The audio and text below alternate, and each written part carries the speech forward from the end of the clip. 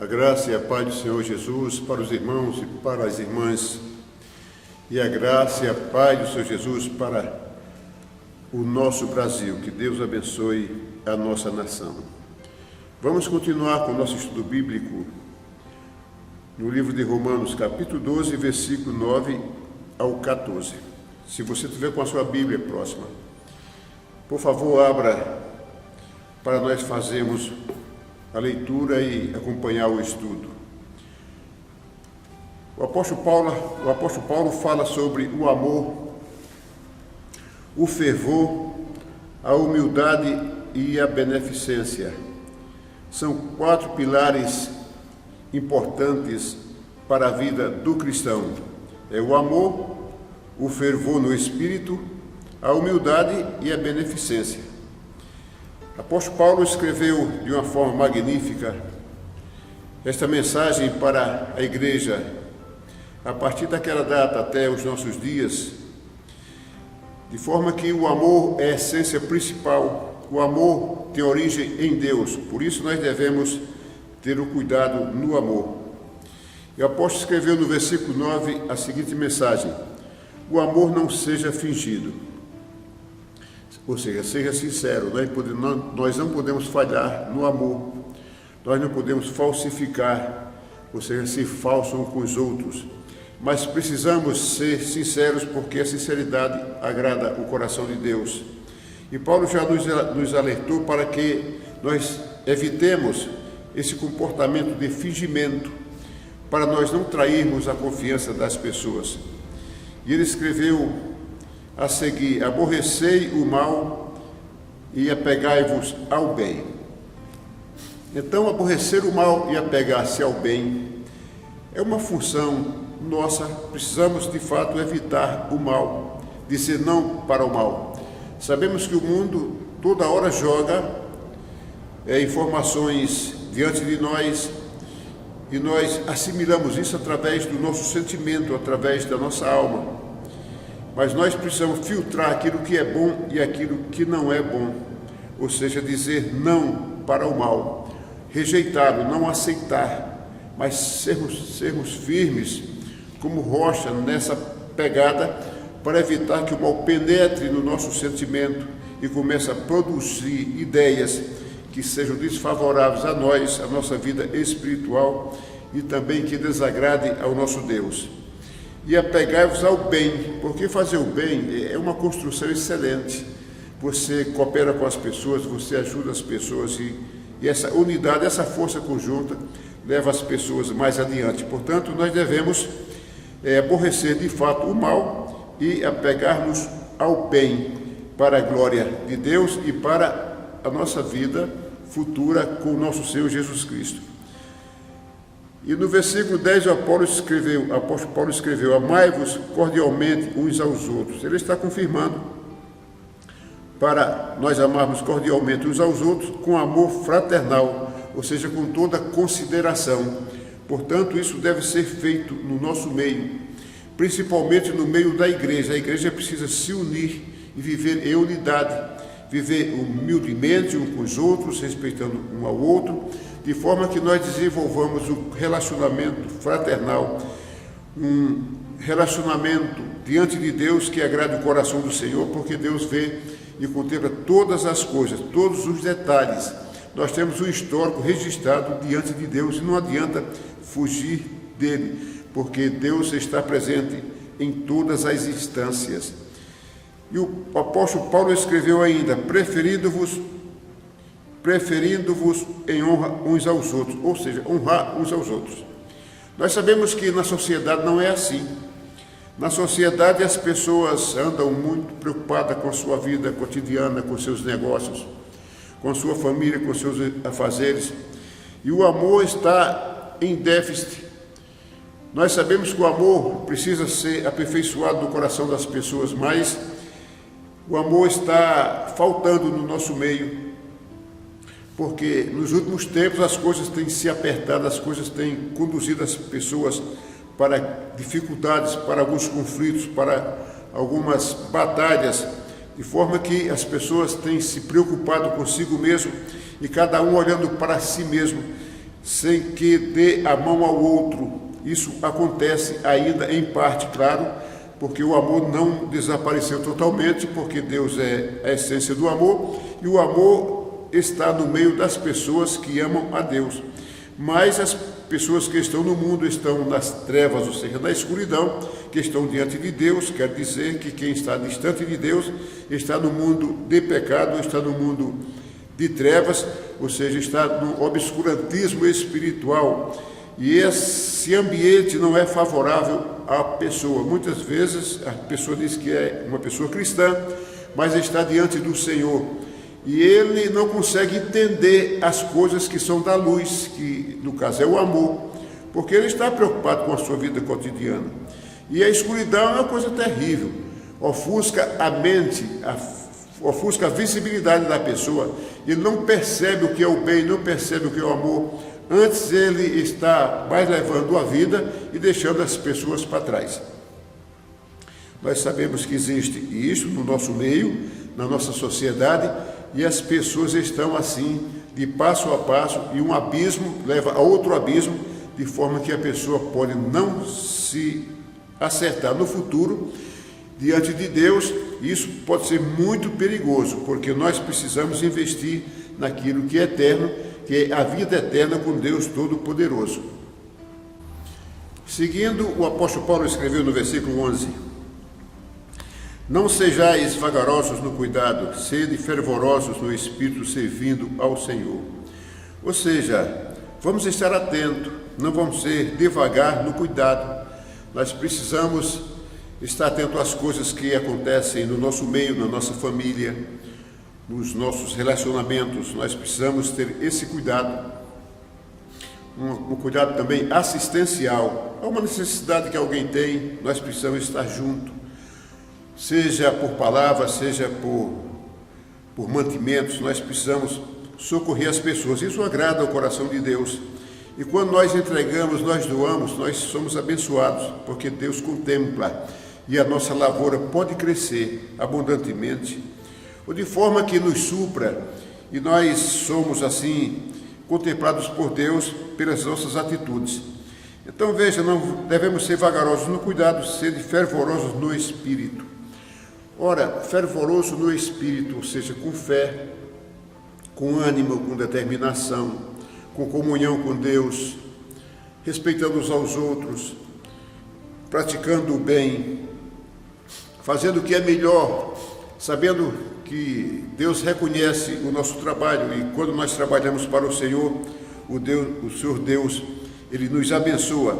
E o apóstolo Paulo ainda fala assim: sede fervorosos no Espírito, servindo ao Senhor. Veja que privilégio, a pessoa servir a Deus. Servir a Deus é um privilégio que é para todo aquele que aceita esta palavra por via do Senhor Jesus Cristo. Precisa ir ao Senhor Jesus Cristo, porque Ele é a nossa estação segura. Ele é quem nos encaminha para Deus pelo sacrifício da cruz do Calvário. Ele perdoa o pecado de todo aquele que se arrepende.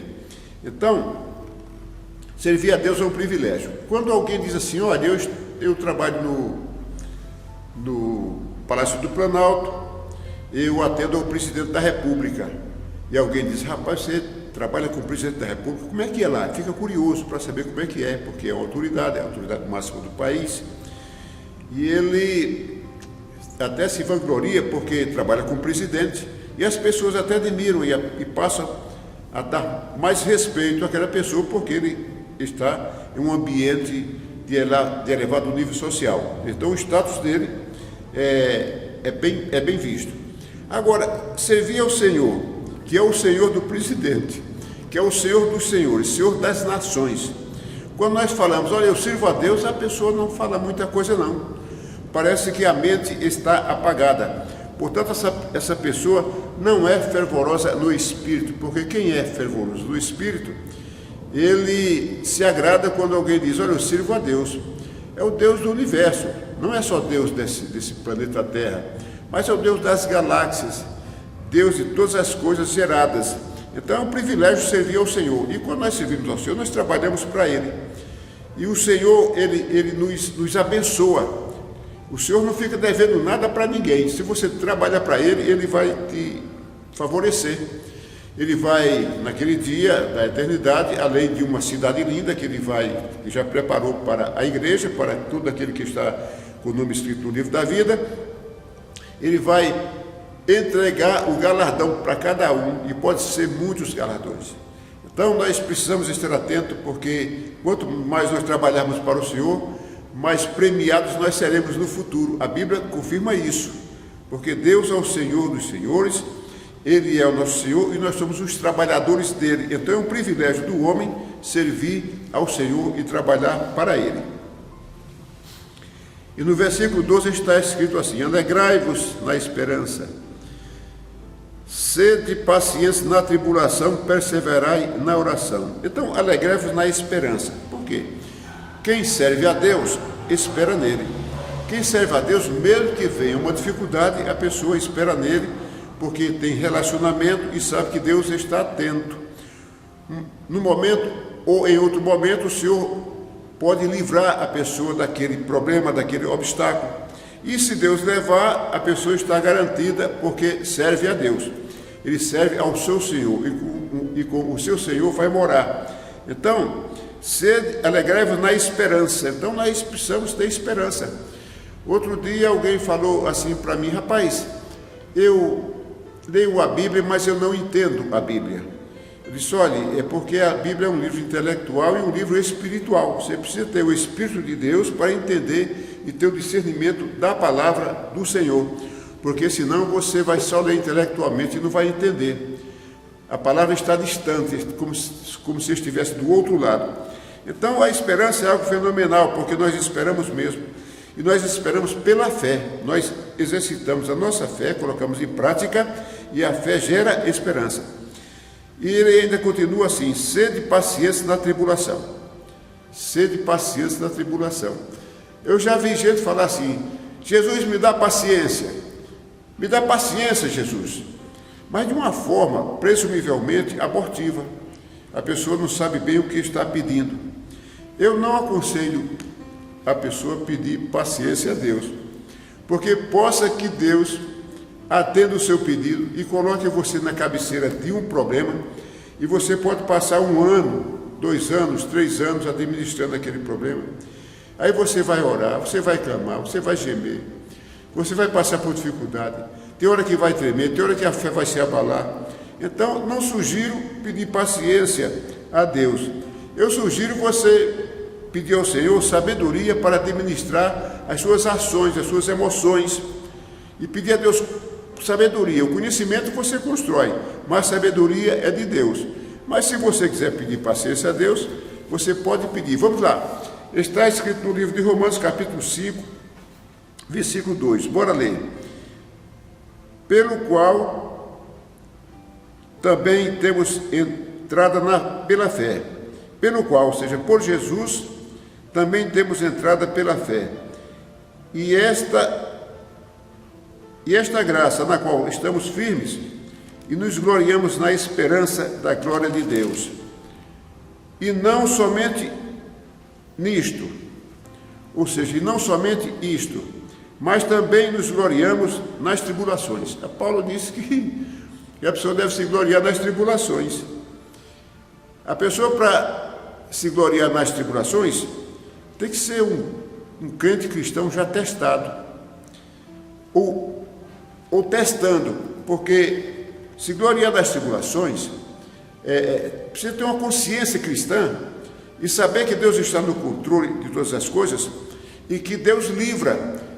E mesmo que nós passemos por dificuldade aqui nesta terra, Deus está no controle. Então o apóstolo Paulo diz que nós devemos nos gloriar nas tribulações, ou seja, a gente não pode se desesperar, mas ter sempre esperança em meio às tribulações. E sabendo que a tribulação produz paciência. Está vendo? Então a tribulação produz paciência. Se você pede paciência a Deus, Deus pode permitir uma tribulação. E a tribulação vai produzir paciência. Me lembro que quando eu congregava na igreja batista, eu me converti numa igreja batista, e entrou um pastor jovem. Ele vinha todo animado e vinha até com pressa e se encontrou comigo e disse: o pastor da igreja está? Digo, está. Ele disse: eu quero falar com ele. E não me deu muita bola, não me deu muita conversa, e entrou. Eu disse: esse pastor deve ser novo ainda, não tem muita experiência, porque ele vem de uma forma assim bem altiva e determinado e tal. E entrou, conversou com o pastor, depois e foi embora. Nesse dia ele não pregou. E depois de um certo tempo, talvez um ano, ele voltou na igreja. E ele passou por uma dificuldade. Ele passou por uma tribulação. E ele pregou nesse dia. E ele contou a história dele. E ele era completamente diferente, já transformado, paciente, contemplativo. Um homem completamente diferente. Já naquele primeiro estágio, naquele primeiro momento que eu encontrei com ele, ele era assim meio que, eu não digo que arrogante, mas despreparado, porque ele achava que era um pastor, não é? Tinha a função de pastor, mas então ele poderia se apresentar de uma forma como eu cheguei, né? Eu cheguei. Então, irmãos, a tribulação, ela produz paciência, não é? Então, a tribulação, quando a pessoa não está bem preparada e que tem pouca paciência, que é um pouco agitado e que quer as coisas para daqui a pouco, a tribulação, depois de um certo tempo, ela gera paciência, a pessoa aprende a esperar, porque é o jeito, não tem outro jeito a não ser esperar que passe a tribulação, né? E a tribulação produz paciência, não é? E a paciência produz a experiência, não é? O homem experiente, porque ele passou por uma dificuldade, e aí a tribulação procurou, né? Produziu nele a paciência, e ele tornou-se um homem paciente, tornou-se experiente, e a experiência produziu a esperança.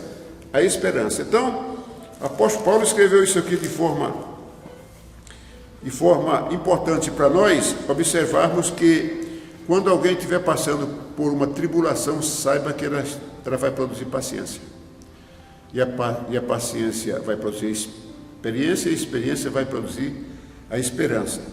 Ou seja, é um crente firmado, um crente que tem experiência para orientar, falar com outras pessoas, para ministrar uma palavra de uma forma consciente, e que possa alcançar a igreja e edificá-la. O apóstolo Paulo, continuando, disse assim: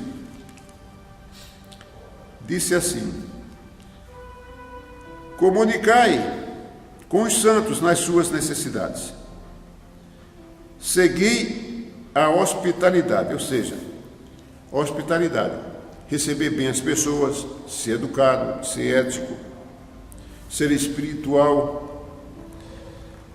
de forma que a pessoa não afaste as outras pessoas, mas comunicai com os santos nas suas necessidades.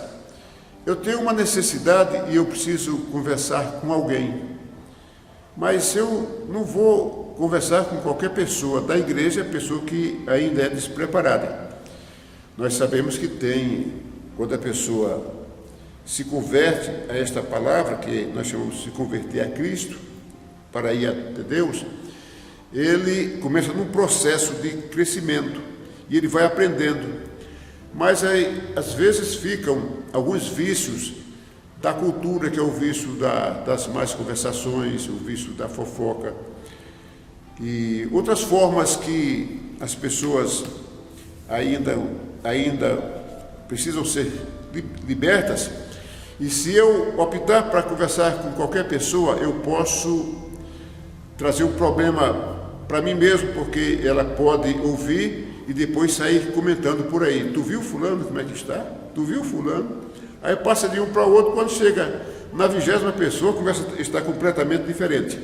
Então nós precisamos conhecer as pessoas que têm experiência, as pessoas que são éticas, as pessoas que guardam os segredos, as pessoas que não saem comentando por aí, as pessoas que têm espiritualidade, ou seja, aos santos mesmo, aqueles que são separados deste mundo. Nós sabemos que as pessoas novatas, quando chegam na igreja, eles procuram se separar, e vai se separando aos poucos, é um processo. Não acontece a pessoa falar assim: olha, eu aceito a Cristo agora e está mudado de repente. Não é bem assim. Não é assim que acontece. As coisas vão se modificando, as coisas vão se aperfeiçoando. Nós vamos crescendo espiritualmente, vamos sendo transformados pela renovação do nosso entendimento desta palavra. É um processo. Então, nós devemos participar e comunicar aos crentes, aos santos, as nossas necessidades. Por quê? Porque nós não vivemos só. Nós dependemos das outras pessoas. Tem horas que nós precisamos desabafar, trocar umas ideias, porque nossa alma está um pouco encharcada com um problema, talvez um problema repetitivo. Nós precisamos conversar com alguém que nos dê uma palavra, trocar umas ideias para desparecer, ou seja, para aliviar aquela situação. E nós devemos, assim, ter um cuidado, saber com quem falamos e também saber de que aquela pessoa que nós confiamos não vai comentar o nosso problema para outras pessoas, porque senão fica desagradável. E continuando no versículo 14, o apóstolo Paulo fala: abençoai aos que vos perseguem, e abençoai e não amaldiçoeis. Para a pessoa, o cristão, o crente cristão, abençoar os que nos perseguem, precisa de um preparo espiritual e um preparo intelectual. Nós precisamos dominar, em parte, a nossa consciência, os impulsos da nossa consciência, das nossas razões, aderindo a esta palavra, nos compenetrando nela e ouvindo este conselho. Se nós não ouvirmos esse conselho, não tivermos consciência dele, nós não vamos abençoar os que nos perseguem. Nós vamos antes dizer assim: afasta ele de mim, Jesus. Eu te repreendo. Desse jeito. Já vi muito isso. Mas nós devemos ouvir o conselho do apóstolo Paulo, que transformou-se na palavra de Deus. Então, abençoar os que nos perseguem. Porque as pessoas que nos perseguem estão diante de uma crise espiritual. Quem persegue as pessoas é o diabo. Então, aqui tem uma crise espiritual. E o apóstolo Paulo notou, observou, e assim nos orientou para nós abençoarmos os que nos perseguem. Porque se nós entrarmos em conflito com ele, nós vamos dar crescimento ao problema, dar crescimento ao confronto. Aí nós vamos começar a agradar o coração do adversário, ao invés de agradar o coração de Deus. Mas quando nós abençoamos os que nos perseguem, nós quebramos correntes do mal. E aquela pessoa que está angustiada, que está na escuridão, que está no ambiente de trevas espirituais, essa pessoa começa a receber luz. Não é justo que a gente fique desejando mal para as pessoas que são humanas, porque todas são criaturas de Deus. Então nós precisamos ouvir esta mensagem e começar a abençoar os que nos perseguem. Mas é necessário um preparo espiritual, senão nós não conseguimos. E ele diz: abençoai e não amaldiçoeis. Não amaldiçoe as pessoas. Não faça isso. Comece a orar, porque funciona. E Deus vai trabalhando no coração, vai entrando, não é, aquele conflito. O conflito, ou seja, o bem vai atingindo e vai dispersando o mal, e de forma que o mal acaba se afastando, porque não aguenta a luz de Deus. A luz de Deus começa a penetrar no coração daquela pessoa e as trevas começam a se dissiparem. Portanto, esse conselho é importante para nós não amaldiçoar a ninguém. Antes devemos orar por ele, porque sendo assim, nós fazemos a nossa parte diante do Senhor, e não entrar em conflito e nem em guerra espiritual, porque não vale a pena, porque se nós entrarmos no jogo da pessoa, nós vamos estar do lado dele, no ambiente de trevas, arrumando confusão. Então, não é bem assim que devemos fazer. Por isso que o apóstolo Paulo nos aconselhou, e ele acrescentou ainda no versículo 15: alegrai-vos com os que se alegram e chorai com os que choram. Veja que esse versículo confirma o amor que eu citei no início do estudo. O apóstolo Paulo recomenda que nós devemos nos alegrar de fato, ou seja, tirar todo o sentimento, daquelas picuinhas, tirar o sentimento de inveja, mas tira mesmo, porque inveja é um alimento do diabo na vida das pessoas, e ela está presente, está rondando a mente da pessoa, e se a pessoa der liberdade, entra esse sentimento de inveja, e começa aí o problema espiritual na vida da pessoa. Ele não consegue se comunicar bem com Deus, porque ele tem uma espécie de espírito maligno que fica induzindo, que fica perturbando, que fica jogando uma semente de inveja. Então tira a inveja, se alegra, se alguém ganha um bom emprego, se alegre com ele, se alguém faz um bom negócio, se alegre com ele, sinta alegria. Precisamos estar livres de sentimentos que prendem a nossa alma. Então, e chorai com os que choram. Ou seja, quando alguém chorar que tiver em dificuldade, nós devemos estar junto com ele e ter o sentimento de empatia. O sentimento de empatia, muita gente define como colocar-se no lugar do outro. Não é bem assim. Isso é a grosso modo. Sentimento de empatia é você saber que o outro é o outro, mas que você é semelhante a ele. Pelo vínculo da semelhança, você vai entender o problema dele e você vai poder apoiá-lo pela experiência. O crente experiente, conforme eu já disse, que tem um percurso diante de Deus que já foi experimentado, esse vai ajudar aquela pessoa, vai dar uma palavra de apoio. Se for uma necessidade de mantimentos, ele vai dar um jeito de conseguir mantimentos.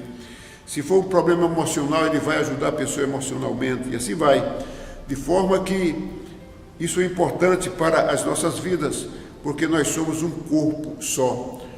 A igreja é o corpo de Cristo, e esse corpo de Cristo é a luz do Senhor, é o sal da terra e a luz do mundo. E a luz do mundo que a igreja deve alumiar e dar claridade para outras pessoas que estão em trevas. E tem gente que diz, mas eu estou em trevas. Qual o seguinte, o mundo espiritual é assim. Existe o mundo de luz, que é Deus, Jesus Cristo, o Espírito Santo, e o mundo de trevas, que é um ambiente que é regido pela cultura, uma cultura que afasta as pessoas de Deus. Muitas nações não permitem o cristianismo entrar lá, e se entrar eles mandam matar, perseguir, prender, degolar, faz uma coisa terrível, né? Então, isso é um ambiente de trevas. Agora, o Brasil já é um país que tem uma base cristã e que vem crescendo o cristianismo em nossa nação, e há uma aceitação grande já das pessoas que ouvem falar de Cristo, embora não siga, mas ouve, mas também tem um respeito, mas não segue, né? Então, o ambiente cultural envolve essa pessoa e ele vai levando a vida neste ambiente, que nós podemos dizer que é um ambiente que está distante de Deus ainda, portanto, é um mundo que está em trevas. Nós devemos fugir do ambiente de trevas para o ambiente de luz, porque é na luz que nós encontramos o Salvador do mundo, que é o nosso Senhor Jesus Cristo. Fiquem com Deus.